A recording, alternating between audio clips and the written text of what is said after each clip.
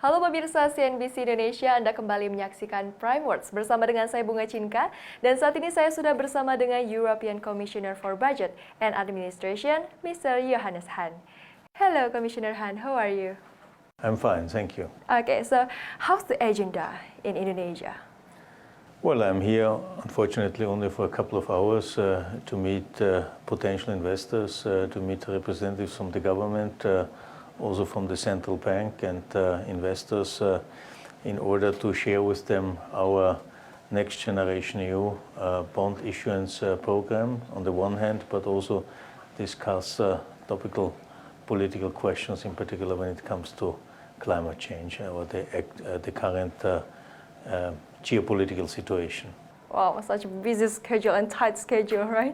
Yeah. Okay, so let's discuss about the current issue. So the first question is, currently countries in Europe are focusing on restraining the surge in inflation, but the efforts to decrease the inflation are hampered by Russia's plan to limit the energy supply. So what are the steps to,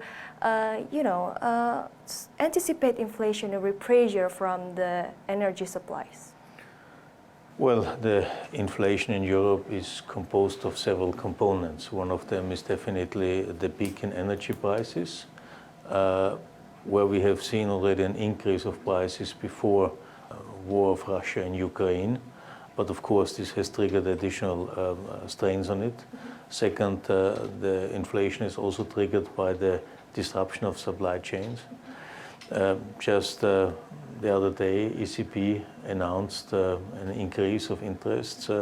I suppose it will have, over the month, an impact on the inflation. Our forecast as a European Commission for the development of inflation is that after a peak this year, there will be a half in next year, less than 4%. Of course, what we have to do is indeed, and this is something we already defined as a main political priority, to invest in green transition, to invest in renewable energy production, to invest in energy efficiency, to reduce our dependency from one or the other supplier, and Russia definitely is one of them. But this was already an issue before. It was more related to our climate goals. Now, on top to the climate goals, of course, we have to try to accelerate our independence. And all this is not without any costs, but at the end of the day, it will be off. Okay, talking about dependence, the European Union said to have 221 billion US dollar to prepare release its dependence on Russian energy commodities, both oil and gas. And this fund will be taken from the version of economic recovery from pandemic COVID-19. So are these funds available, and where does the budget come from?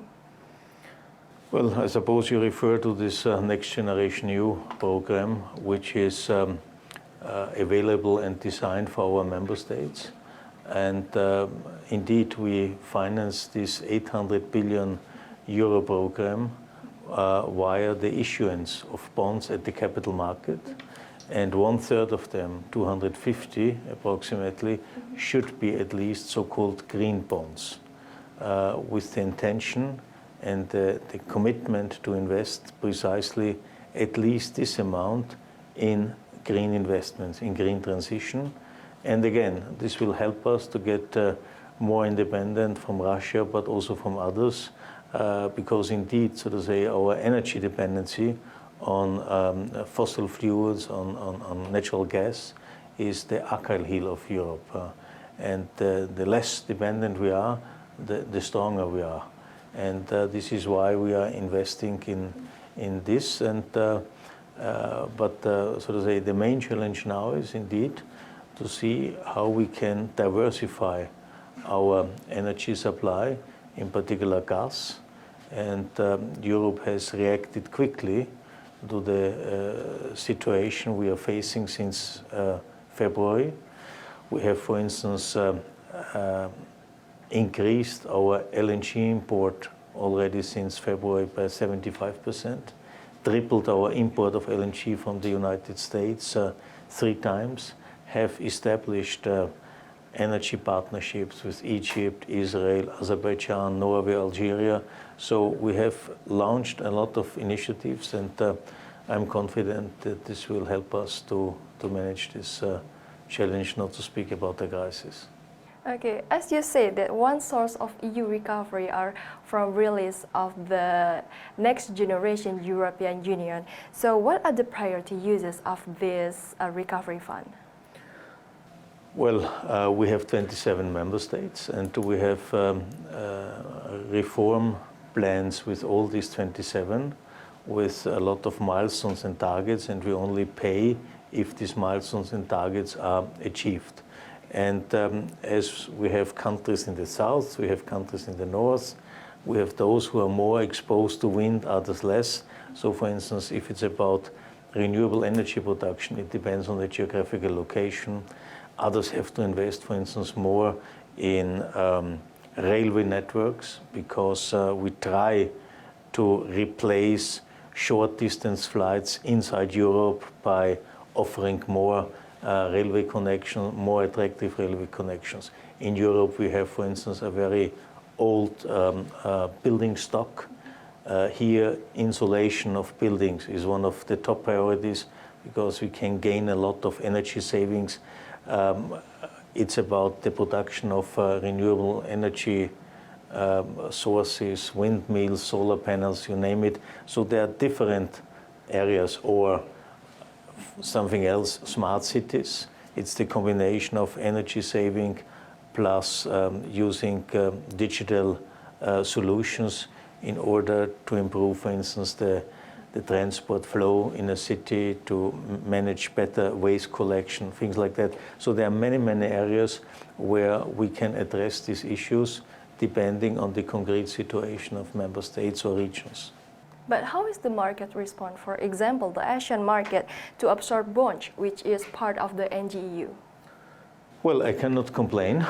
In general, we have raised since July last year around 130 billion euro, out of them 28 billion green bonds. The oversubscription was always between 6 and 16 times. Of course, and this is the reason why I'm here in the region in Southeast Asia, so far the share of investors from this region is only 7%, and I would like to see a bigger share of Southeast Asian investors investing in Europe, like Europe is investing here in the region. So I think it's about strengthening our ties.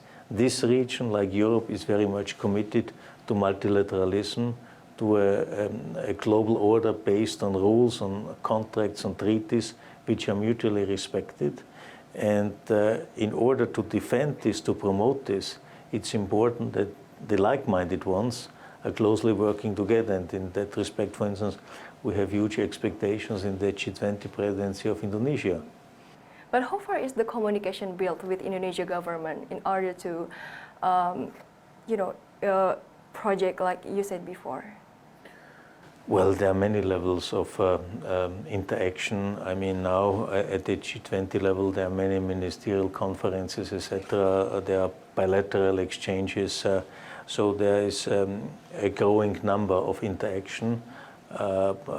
We are all committed to the Paris Agreement, but this is something which has to be implemented. And this is what counts finally, what our people expect. I mean, the situation is not improving. We face everywhere in the world the phenomena of climate change, and this has to be addressed. And Europe is ready to go ahead, but we need others to follow us, because otherwise we can't manage it. The climate is not something which is restricted to a certain part of the planet. All right, Commissioner Han, we will continue the dialogue after the break. Pemirsa, jangan kemana-mana, tetap di Prime World CNBC Indonesia, karena kami masih akan berdiskusi dengan European Commissioner for Budget and Administration, Mr. Johannes Hahn. Is there still a chance to correct the economic growth target due to energy and food crisis situation? And other than that, the European countries also have an internal politics issues. How do you see that? Well, what we have, and this is one of our biggest assets, is the so-called single market. It's by far the most attractive market in the world. More than 450 million middle-high income consumers. This is why many other parts of the world want to have better access to this market.